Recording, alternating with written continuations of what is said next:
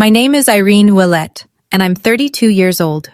5 years ago, my sister told my parents I dropped out of medical school. She lied, and that single lie cost me my entire family. They cut me off, they blocked my number, they skipped my residency graduation. They weren't at my wedding. For 5 years I was no one's daughter. Then last month, my sister was rushed into the emergency room, bleeding, unconscious, dying. The trauma team paged the chief surgeon. The doors opened, and when my mother saw the name on the white coat walking toward her daughter's stretcher, she grabbed my father's arm so hard it left bruises. Before we get into this, please take a moment to like and subscribe, but only if this story truly resonates with you.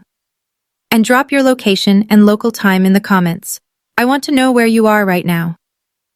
Now let me take you back to the fall of 2019, to a kitchen table in Hartford, Connecticut, and the last time my father ever looked at me with pride. Growing up, there were 2 daughters in the Ouellette house, but only one who mattered. My sister Monica is 3 years older. She came out of the womb performing school plays, student council, the girl who could talk to any adult at any dinner party and make them laugh. My parents, Jerry and Diane Ouellette, Hartford, Connecticut, salt of the earth middle class, adored her for it. Dad managed a manufacturing plant. Mom did part-time bookkeeping. They valued 2 things above all else: appearances and obedience. Monica delivered both, flawlessly, every single day. I was the quiet one, the one with her nose in a biology textbook at Thanksgiving, while Monica held court at the table. I wasn't rebellious. I wasn't difficult. I was simply invisible. There's a difference between being forgotten and never being seen in the first place. Here's a small example. 8th grade, I made it to the state science fair, the only kid from our school. Same weekend, Monica had a community theater performance. One guess where my parents went. When I came home with a 2nd place ribbon, Dad glanced at it and said, "That's nice, Reenie." He didn't ask what my project was about. He never did. I told myself it didn't hurt. I told myself I didn't need the attention. I poured everything into my grades, my AP classes, my applications. I figured if I couldn't be the daughter they noticed, I'd be the daughter they couldn't ignore. And for one brief, shining moment, I was. The day I got accepted into Oregon Health and Science University's medical program, 3,000 miles from Hartford, something shifted. For the first time in my life, my father looked at me, really looked at me, and said 5 words I'd waited 18 years to hear. But I'll get to that. First, you need to understand what Monica did when she realized the spotlight was moving. The acceptance letter came on a Tuesday in April. I remember because Monica was visiting for the weekend. She was 22, working as a marketing coordinator at a mid-level firm in Stamford. Fine job, fine life. Fine was Monica's ceiling, though she'd never admit it. Dad read the letter at the kitchen table. His eyebrows went up. "Oregon Health and Science," he said, slow, like he was tasting the words. "That's a real medical school." Then he looked at me. "Maybe you'll make something of yourself after all, Reenie." It wasn't a compliment, not really. But it was the closest thing to one I'd ever gotten from him, and I held on to it like oxygen. Mom called Aunt Ruth that night. She called her sister. She called 2 neighbors. "Irene got into medical school. Can you believe it?" Her voice had a pitch I'd never heard before. Pride, genuine, undiluted pride, directed at me. At dinner, I glanced across the table at Monica. She was smiling, but it was the kind of smile that stops at the mouth. Her eyes were doing something else entirely. Calculating, measuring, recalibrating. I know that now. At the time, I just thought she was tired from the drive. That week, Monica started calling me more. 2, 3 times a week. "How's packing going? Who's your roommate? What's Portland like?" She asked about my schedule, my classmates, my professors. She remembered every name I mentioned. I thought my sister was finally seeing me. I thought maybe my getting into med school had unlocked something between us. Respect, connection, whatever it is that normal sisters have. I was feeding her ammunition. Every detail, every name, every vulnerability. And I handed it all over with a grateful smile. Third year of medical school. That's when everything cracked open. My roommate, my best friend, was a woman named Sarah Mitchell. She'd grown up in foster care, no family to speak of, and she was the single reason I survived first year. When I called home once during a brutal anatomy exam week and Mom said, "Can't talk, Reenie, Monica's having a rough day at work," it was Sarah who sat on our apartment floor with me and said, "Their loss. Now get up. We have cadavers to memorize." Sarah was diagnosed with stage 4 pancreatic cancer in August of my third year. No family, no support system, just me. I went to the dean's office the next morning, explained the situation. He approved a formal leave of absence, 1 semester, caregiver status, paperwork filed, spot held. I would come back in January. It was all documented, all legitimate. I moved into the spare bedroom at Sarah's apartment, drove her to chemo, held her hand in the oncology ward at 3 in the morning when the pain got so bad she couldn't breathe. I called Monica to tell her. I don't know why. Maybe I still believed she was the sister she'd been pretending to be. I told her about Sarah, about the leave, about the plan to return in the spring. Monica's voice was syrup. "Oh my God, Reenie, I'm so sorry. Take all the time you need. I won't say a word to Mom and Dad. I know they'd just worry." 3 days later, she called our parents.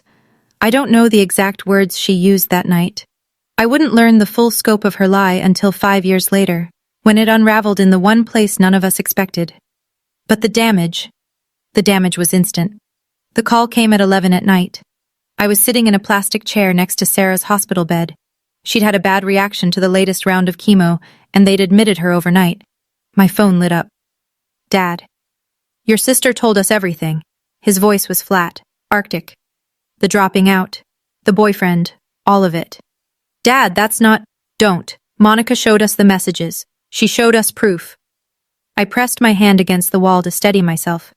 "What messages? What proof?" "Dad, I'm sitting in a hospital right now. I'm taking care of my friend.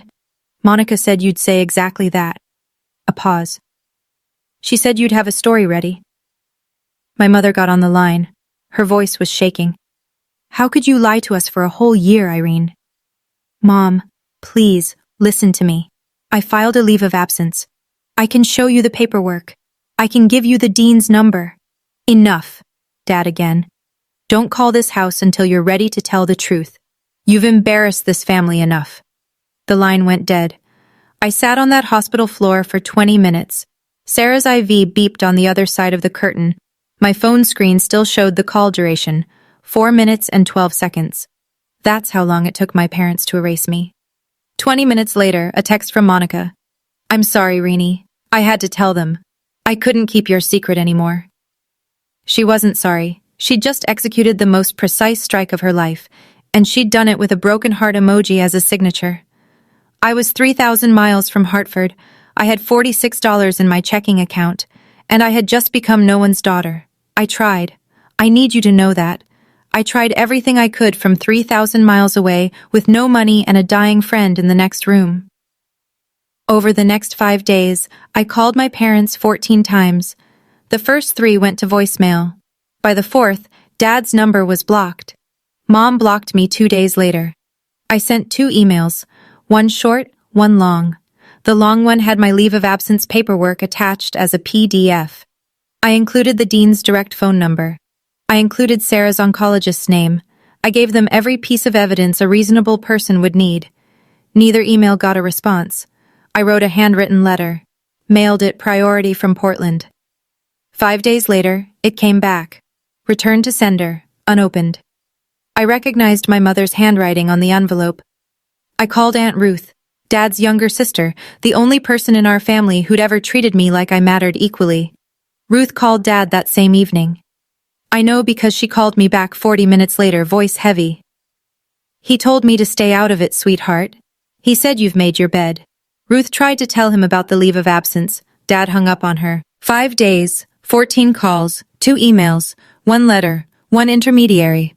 All of it, every single attempt, rejected, blocked, or returned. And here's what sealed it. This wasn't new. This was the pattern of my entire life, compressed into its most brutal form. Every science fair they skipped, every recital they forgot, Every time Monica's version of events was accepted without question while mine was dismissed. This was just the final, loudest iteration. On the 6th day, I stopped calling. Not because I gave up. Because I realized they had chosen a long time ago. Monica just gave them permission to stop pretending. Sarah died on a Sunday morning in December. Quiet. Just the beep of the monitor going flat and the pale winter light through the hospice window. I was the only one in the room. No one from my family called. No one knew. The one person I'd told, Monica, was too busy tending to the lie she'd planted to care that the reason for my leave of absence had just stopped breathing. I organized a small funeral. 6 people came. Sarah's former foster sister drove up from Eugene, a couple of classmates, a nurse from the oncology ward who'd grown fond of her. I stood at the front of a chapel that could hold 60 and read a eulogy to rows of empty pews. I didn't cry, not because I wasn't broken, because I'd been crying for 3 months straight and there was nothing left. That night, I sat alone in Sarah's apartment, our apartment. Her coffee mug was still on the counter, her jacket still hung by the door. I opened my laptop and stared at the application to re-enroll for the spring semester. Then I found it. Tucked inside Sarah's copy of Grey's Anatomy, our running joke, she'd bookmarked the chapter on the pancreas with a yellow sticky note that said, "Rude," was a card. Her handwriting, shaky but deliberate. "Finish what you started, Irene. Become the doctor I know you are. And don't you dare let anyone, especially your own blood, tell you who you are." She'd written it weeks before she died. She knew she wouldn't be there when I needed the push. I closed the laptop, opened it again, filled out the re-enrollment form. 2 options, crumble or climb. I chose to climb, not for my parents, not for revenge, for Sarah, and for the version of myself she believed in. I went back in January. No family support, no safety net. I picked up extra student loans, took a part-time research assistant position, and ate hospital cafeteria leftovers more times than I'll ever admit. Medical school doesn't care about your personal life. Anatomy exams don't pause because your family disowned you. 12-hour clinical rotations don't get shorter because you cried in the supply closet at 2 in the morning. So I stopped crying and started working. I worked like my life depended on it, because in a way, it did. I graduated on time. No one from Hartford came. I matched into a surgical residency at Mercy Crest Medical Center back on the East Coast, a level 1 trauma center, one of the busiest in Connecticut. That's where I met Dr. Margaret Thornton. Maggie. 58 years old, chief of surgery emeritus, built like a steel cable wrapped in a lab coat. She became the mentor I desperately needed, and the mother figure I'd lost. 3rd year of residency, I met Nathan Caldwell. He was a civil rights attorney doing pro bono work at a community clinic near the hospital. Calm eyes, dry humor. The first person I told the full story to who didn't flinch, didn't pity me, didn't try to fix it. He just listened. Then he said, "You deserve better." 4 words. That was enough. We got married on a Saturday afternoon in Maggie's backyard. 30 guests. Nathan's father walked me down the aisle. I'd sent an invitation to Hartford. It came back the way my letter had, unopened. Aunt Ruth was there, though. She cried enough for 2 parents. After the ceremony, Maggie handed me a sealed envelope. "A nomination," she said. "Don't open it yet, you're not ready." I tucked it in my desk drawer without asking questions. 5 years passed. I became someone they wouldn't recognize. Now, I need to pause here for a second. If you've ever been in a situation where your family refused to hear your side, where the truth didn't matter because someone else's lie was louder, drop a fire in the comments. And if you think my parents are going to regret this, type karma. Let's keep going. Because what happened next, even I didn't see it coming. January, present day. I'm 32 years old. I'm the chief of trauma surgery at Mercy Crest Medical Center. I have a house in the suburbs with a porch that gets good morning light, a husband who makes me laugh every day, and a golden retriever named Hippocrates, Hippo for short, who has never once judged me for eating cereal at midnight. It's a good life, a real one, built brick by brick with my own hands. But there's a specific kind of ache that never fully fades. It lives in the hollow space between your ribs, right where a family is supposed to be. I don't wake up crying anymore. I don't check my phone hoping for a Hartford area code. But every Thanksgiving there's a moment. Just a flash, where I set the table and count the plates and feel the absence like a phantom limb. Aunt Ruth still calls every Sunday. She's my thread back to that world. I never ask about them, but I always listen when she volunteers information. Mom and Dad are healthy. Monica got divorced 2 years ago. She's selling medical devices now. The irony is not lost on me. Last week, Ruth called with something different in her voice. Cautious. Irene, there's something I need to tell you about Monica. Something concerning. Before she could finish, my hospital pager went off. Trauma activation. I told Ruth I'd call her back. I never got the chance, because what Ruth was trying to tell me was already on its way, hurtling down I-91 at 60 miles an hour in a sedan that was about to run a red light, and within the hour, the thing Ruth was warning me about would be lying on my operating table, bleeding out, with my parents in the waiting room and my name on the chart. I just didn't know it yet. Let me back up. Because what Monica did wasn't a single lie, it was a campaign. Ruth had been feeding me pieces over the years, reluctantly, carefully, like she was diffusing a bomb one wire at a time, and the picture she painted was worse than I'd imagined. For 5 years, Monica maintained the narrative. At every Thanksgiving, every Christmas, every family gathering, she performed the role of the grieving older sister. We don't really talk about Irene, she'd tell cousins. It's too painful for Mom and Dad. She'd shake her head, lower her voice, let the silence do the work. But she didn't stop at silence. She added details. She told our grandmother that I was homeless. She told Uncle Pete's wife that she'd heard from mutual friends I was in and out of rehab.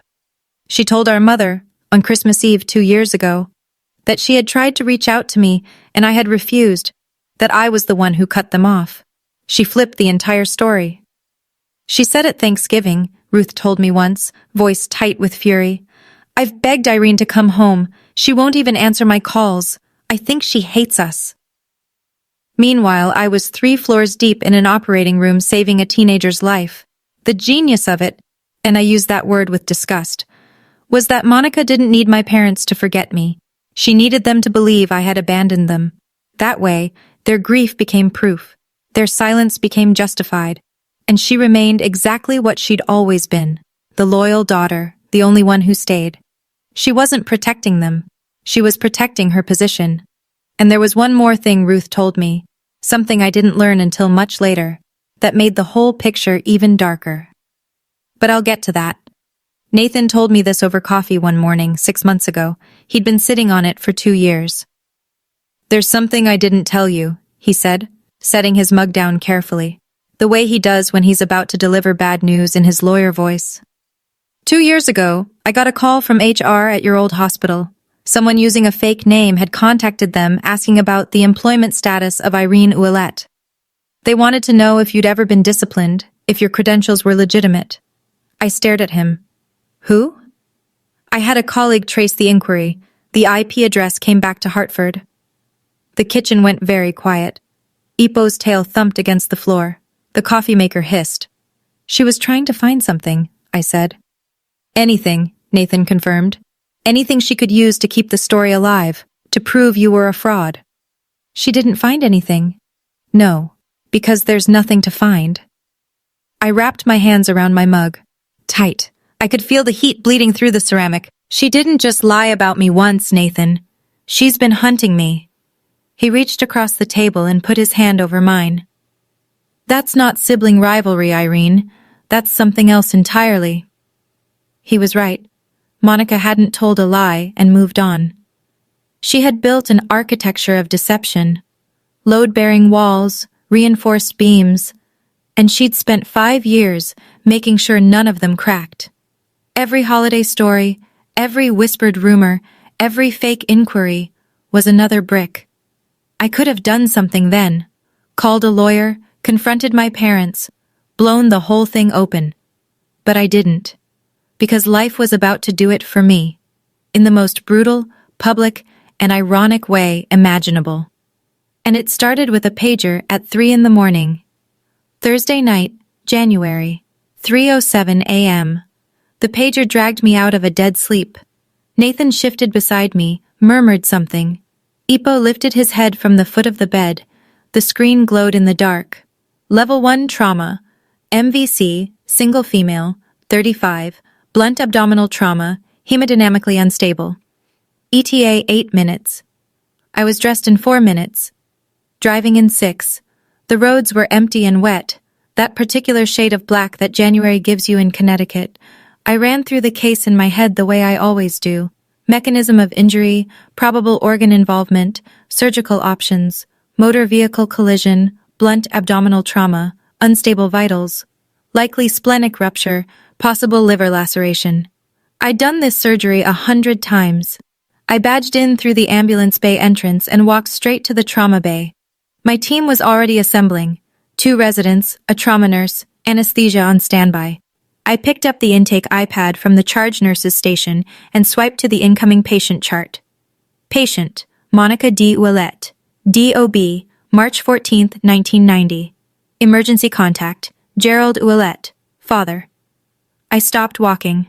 The hallway noise, the beeping, the intercom, the squeak of shoes on linoleum, it all pulled back like a tide. For 2 seconds, maybe 3, I wasn't a surgeon. I was a 26-year-old sitting on a hospital floor in Portland, phone still warm in my hand, listening to a dial tone. Dr. Ouellette? My charge nurse, Linda, appeared at my shoulder. You okay? I looked up, blinked, set the iPad down. I'm fine. Prep Bay 2, and page Dr. Patel.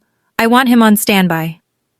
The ambulance siren wailed in the distance, getting closer, and behind that ambulance, I knew, before I could see them, were 2 people I hadn't faced in 5 years. The ambulance doors cracked open and the stretcher came fast. Monica was strapped down, unconscious, oxygen mask fogging with shallow breaths, blood on her shirt, one hand hanging limp off the side rail. The paramedics rattled off numbers, blood pressure dropping, heart rate climbing, 2 large-bore IVs running wide. Behind them, running, came my parents. My mother looked like she'd aged a decade, hair thinner, face drawn. She was in a bathrobe, slippers on the wrong feet. My father was in a flannel and jeans, thrown on in a panic. His face was the color of old paper. "That's my daughter," he shouted past the triage nurse. "Where are they taking her? I need to talk to the doctor in charge." The nurse, a woman named Carla I'd worked with for 3 years, put both hands up. "Sir, family needs to wait in the surgical waiting area. The trauma team is already here. The chief is handling this personally." "The chief?" Dad grabbed Carla's arm. "Get me the chief, now." Carla glanced through the glass partition toward the trauma bay. She looked at me, gowned, gloved, my badge hanging from my scrub top. She read the name, read it again. Her eyes went wide for just a fraction of a second. I gave a small shake of my head. "Not now." Carla composed herself. "Sir, the chief is prepping for surgery. You'll be updated as soon as possible. Please, the waiting room is this way." My parents were led down the hall. Mom was whispering prayers, hands clasped so tightly her knuckles were white. Dad kept turning back, looking through every window he passed. "She's all we have," he said to no one in particular. "Please, she's all we have." I heard it through the partition glass. Every word. She's all we have. As if I had never existed. I stepped into the scrub room alone. 30 seconds.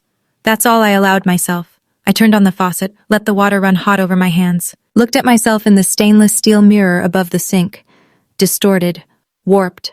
The way everything felt right now, scrub cap on, badge visible, the face of a woman who had been surgically removed from her own family tree, now being asked to surgically save the woman who held the saw. Part of me wanted to walk out, call Patel, let someone else carry this, let my parents owe their daughter's life to a stranger, not to me. That would be cleaner, simpler. But there was a woman on that table with a ruptured spleen and what looked like a grade 3 liver laceration. She was losing blood faster than we could replace it. She was going to die in the next 30 to 40 minutes if the best surgeon in this building didn't operate, and the best surgeon in this building was me. I paged Patel directly. "I have a conflict of interest. The patient is a family member. I'm disclosing it now and documenting in the chart. If at any point my judgment is compromised, you take the lead, no questions asked. Patel's voice was steady. Understood, Chief. I told Linda to note the disclosure in the nursing record. Everything by the book, everything on paper. Then I pulled on fresh gloves, pushed through the OR doors, and looked down at the table. My sister's face. Still. Bruised. The oxygen mask fogging and clearing. She looked smaller than I remembered. Thinner. There were worry lines around her eyes that hadn't been there 5 years ago. For 3 seconds, she wasn't the woman who destroyed my life. She was a body on my table, and that was exactly how I needed her to be. Let's go, scalpel. 3 hours and 40 minutes. That's how long it took to rebuild what the steering column and the red light had torn apart. Ruptured spleen. We took it out. Grade 3 liver laceration. We repaired it with precision sutures, layer by painstaking layer. Internal bleeding from 2 separate mesenteric vessels. Clamped, cauterized, controlled. I didn't speak unless I needed to. Suction, clamp, lap pad, retract. My hands moved the way they've been trained to move. Steady, deliberate, fast when speed mattered and slow when precision mattered more. The residents watched. They always watched during my cases, and I could feel their attention sharpen when the liver repair got tricky. I didn't falter. I couldn't afford to. At 6:48 a.m., I placed the final closing stitch. Monica's vitals were stable. BP normalized. Output clear. She was alive. Dr. Patel, who'd been standing silently in the corner the entire time, pulled his mask down. Irene, he said quietly. That was flawless. You want me to talk to the family?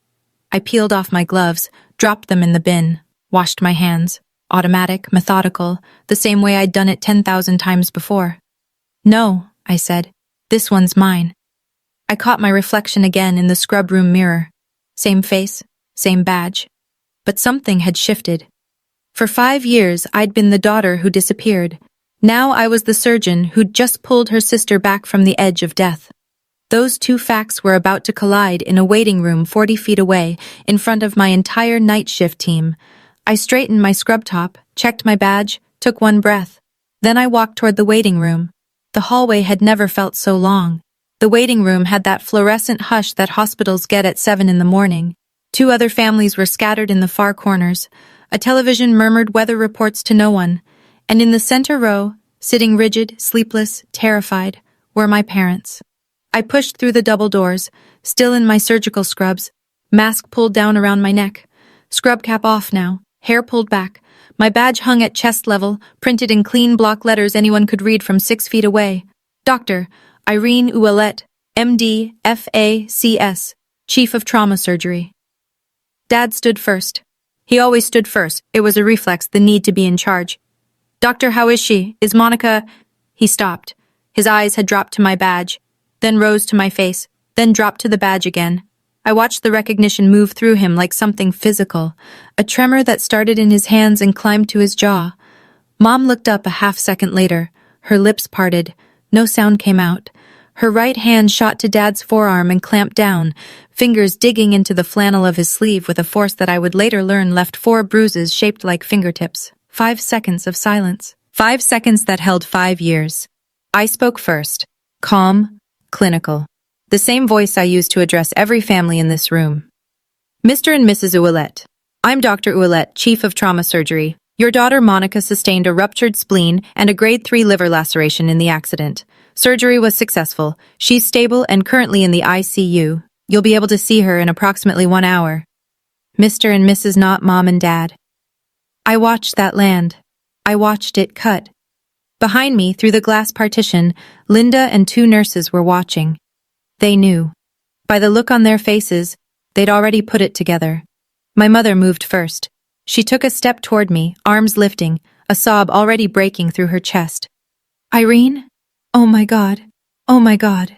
Irene. I stepped back. Half a step. Polite. Unmistakable. She froze. Her hands hung in the air between us. Then slowly, painfully, dropped to her sides. Dad's voice came out like gravel dragged over concrete. You're a doctor. I am. You're the chief. I am. But Monica said what exactly? He closed his mouth, opened it, closed it again. I could see the machinery of his mind trying to reassemble 5 years of certainty that was crumbling in real time. Mom was crying now, not quietly. "We thought you dropped out. She told you I dropped out, that I had a boyfriend with a drug problem, that I was homeless, that I refused to contact you." I kept my voice level. No shaking, no tears. I had rehearsed this moment 1,000 times in the shower, in the car, in the dark before sleep. I never thought it would happen in surgical scrubs under fluorescent lights. None of it was true. Not a single word. Through the glass behind me, I could see Carla press a hand to her mouth. A resident, Dr. Kimura, second year, looked away, jaw tight. Linda set down her clipboard and stared. Dad tried to redirect. Old instinct. "This isn't the time or place, Irene. Your sister is in the ICU." "I know. I just spent 3 hours and 40 minutes making sure she survives. So yes, Dad, I'm aware of where she is." He had nothing. For the first time in my life, my father, a man who had never been at a loss for a decree, had absolutely nothing. The silence was doing the work I never could.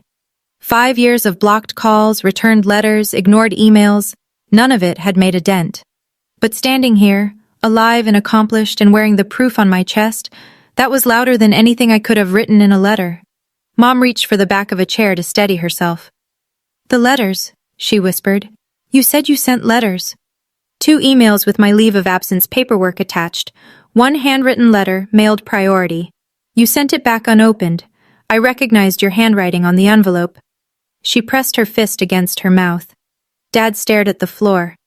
"I called 14 times in 5 days. I asked Aunt Ruth to talk to you. You told her to stay out of it." I wasn't accusing. I was reciting. These were facts, and facts don't need volume. Then Linda appeared at the door. She didn't know the full story, not yet, but she had hospital business. "Dr. Ouellette, I'm sorry to interrupt. The board chair saw the overnight trauma log. He asked me to pass along. The Physician of the Year Selection Committee sends their congratulations on tonight's surgical outcome." Linda said it the way she'd say anything routine. She had no idea she'd just detonated a second bomb. Mom looked at me, eyes swollen, mascara gone, bathrobe still on. "Physician of the Year? It's an internal recognition, it's nothing." I turned to Linda. "Thank you. I need to check post-op vitals. Excuse me." I walked toward the ICU corridor, measured steps, spine straight. I didn't look back, but I heard my mother's voice behind me, small and ruined. "Jerry, what have we done?" And I heard something I'd never heard before. My father, saying nothing. Because silence, for the first time, was the only honest thing he had left. 4 hours later, ICU, room 6, monitor beeping in rhythm, morning light angling through the blinds. I walked in for the standard post-op assessment. Vitals, drainage output, wound check, routine. Except nothing about this was routine. Monica's eyes were open, glassy, unfocused from the anesthesia, but open. She blinked at the ceiling, blinked at the IV pole. Then her gaze tracked sideways to me. She squinted. Read my badge. Read it again. The color drained from her face in a way I've seen before, but only in patients who've just been told their prognosis is bad. "Irene." Her voice was sandpaper. "Good morning, Monica. I'm your attending surgeon. You sustained a ruptured spleen and a grade 3 liver laceration from the accident. Surgery went well. You're going to make a full recovery. You're a doctor. Not a question. A reckoning. I'm the chief of this department, have been for 2 years. I watched it happen. The same spectrum Dad had gone through, but slower, because Monica was processing it through a morphine drip and what I suspect was dawning terror.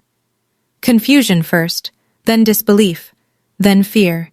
And then, there it was, the expression I'd seen my whole life, the quick flicker behind the eyes, calculation. Even now, lying in a hospital bed with my sutures holding her liver together, Monica was trying to figure out how to spin this.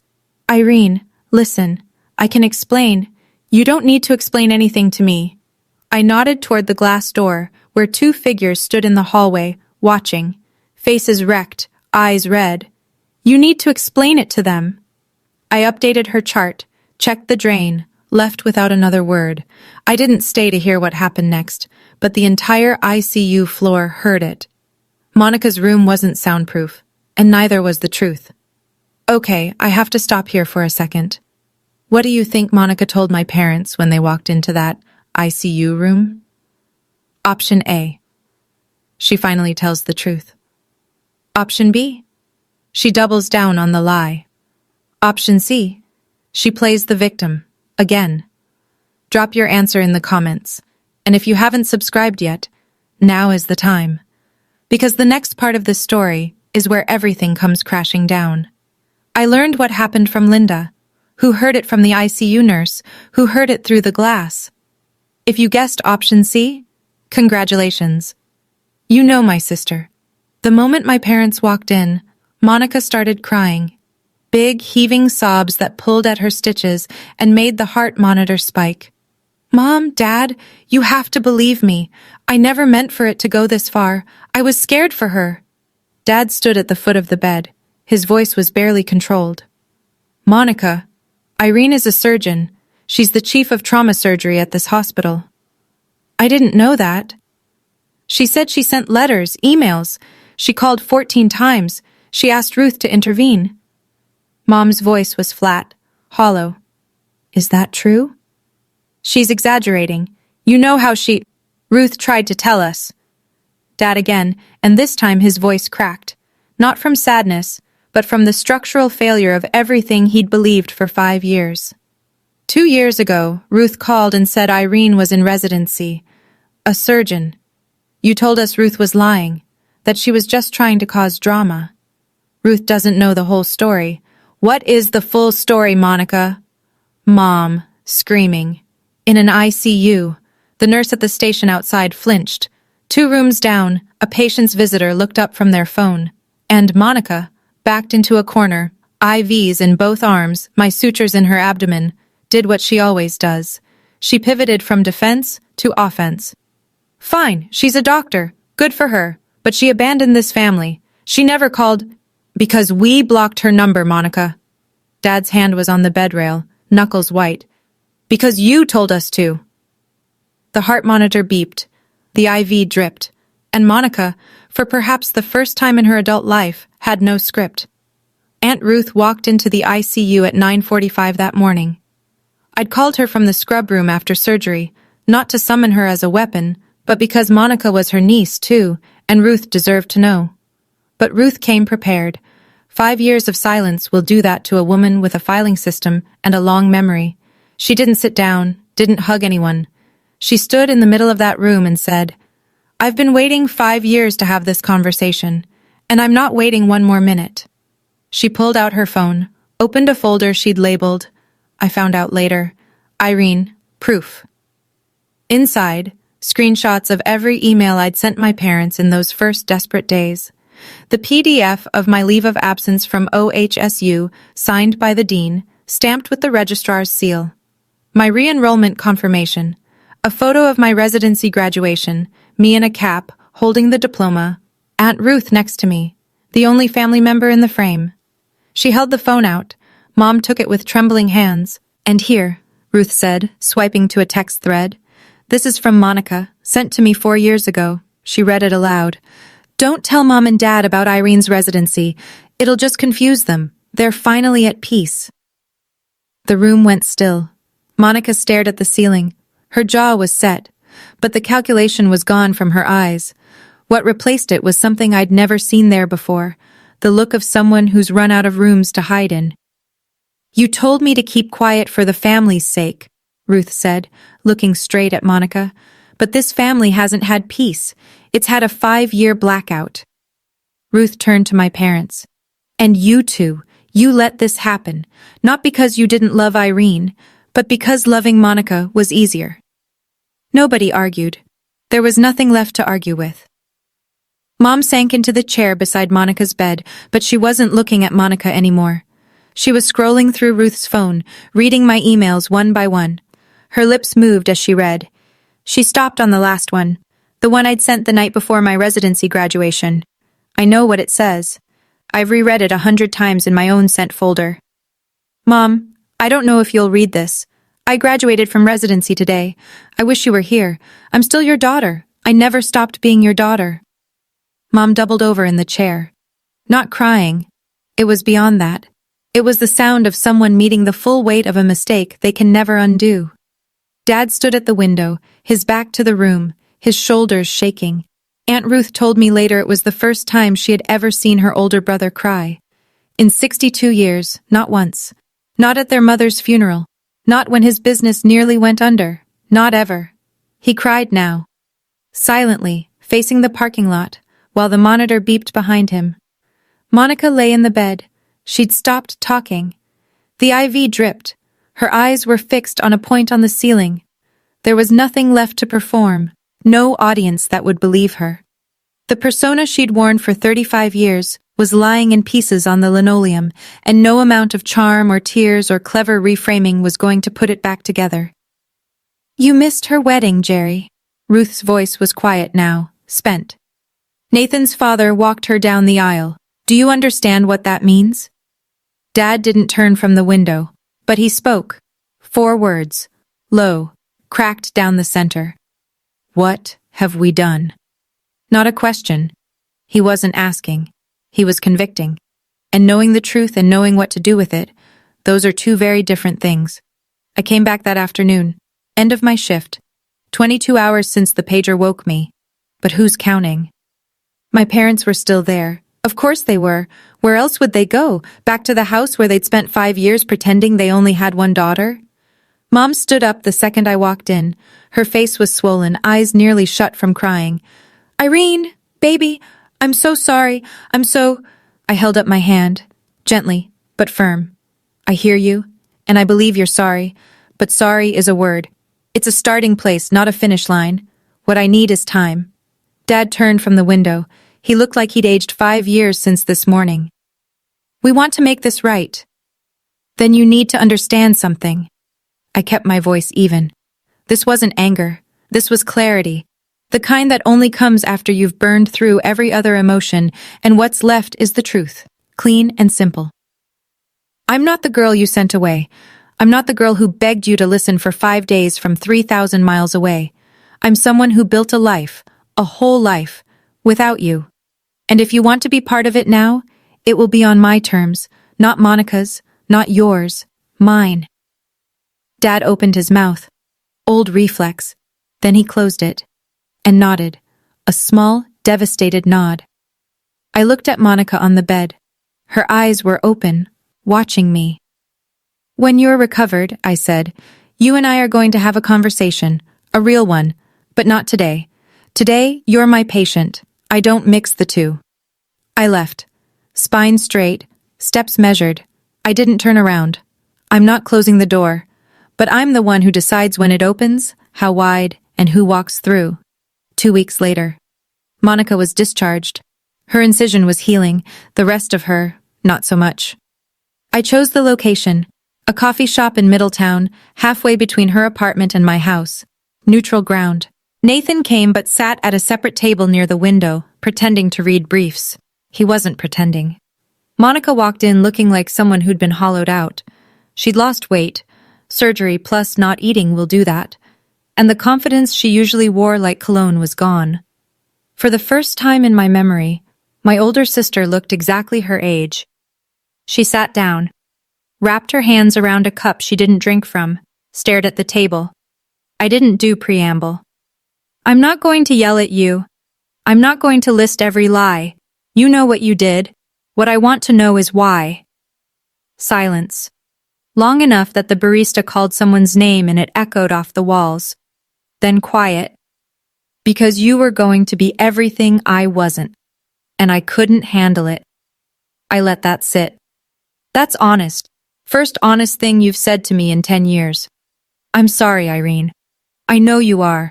But sorry doesn't give me back the years. Sorry doesn't put Dad at my wedding. Sorry doesn't unsend that box Mom shipped back to me. My high school graduation things. Returned like I was dead to her. She looked away. Her eyes were wet. Real tears. I know the difference now. Then she said something I wasn't expecting. I also called your medical school. Twice. I tried to get them to revoke your leave of absence. I told them you'd fabricated the caregiver documents. The coffee shop hummed around us. I stared at her. Your dean wouldn't listen to me. He protected you. He didn't protect me, Monica. He believed the truth. That's not the same thing. I leaned back in my chair, took a breath.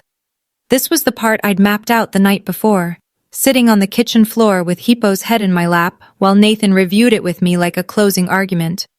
I'm not cutting you out of my life, I said, but I'm setting conditions. Monica nodded, small, defeated. You will tell the truth, the full truth, to every family member you lied to. Every aunt, every uncle, every cousin who spent 5 years thinking I was in rehab or living on the street. You will correct every single story. I will. And you'll do it in writing. An email to the family group. All 47 people. Ruth will confirm everyone receives it. Another nod. I met with my parents separately the following week. Nathan drove me. We sat at their kitchen table. The same table where Dad had read my acceptance letter all those years ago. The same table where Monica had smiled with just her mouth. I'm open to rebuilding, I said. But I need you to go to family counseling, both of you. Not for me, for yourselves. You need to understand why you believed a lie about your own daughter and never once picked up the phone to check. Dad's jaw tightened. We don't do that in this family. That's exactly why we're here, Dad. Mom put her hand on his arm, gently. Jerry, please. He looked at her. Looked at me. Something behind his eyes cracked. Not open, not yet, but cracked. Fine. I stood to leave, then turned back. One more thing. Nathan's father walked me down the aisle. That happened. We can't undo it. But if you want to know your future grandchildren, you start now. Not with grand gestures, with consistency. Apologies expire, boundaries don't. That's the difference between sentiment and structure. 1 month later, the Physician of the Year Gala, 200 people in the ballroom of the Hartford Marquis Hotel, surgeons, department heads, hospital administrators, donors, board members, crystal glasses clinking, name tags on lanyards, a string quartet playing something classical that nobody was listening to. I wore a simple black dress. Nathan was at a front table, looking like he'd been born in a suit. Maggie Thornton sat beside him, arms crossed, the faintest smile on her face, the one she reserves for moments she's been engineering for years. The MC stepped to the podium. This year's Physician of the Year, a surgeon whose clinical excellence, composure under pressure, and commitment to her patients have set a new standard for this institution. Dr. Irene Ouellette, Chief of Trauma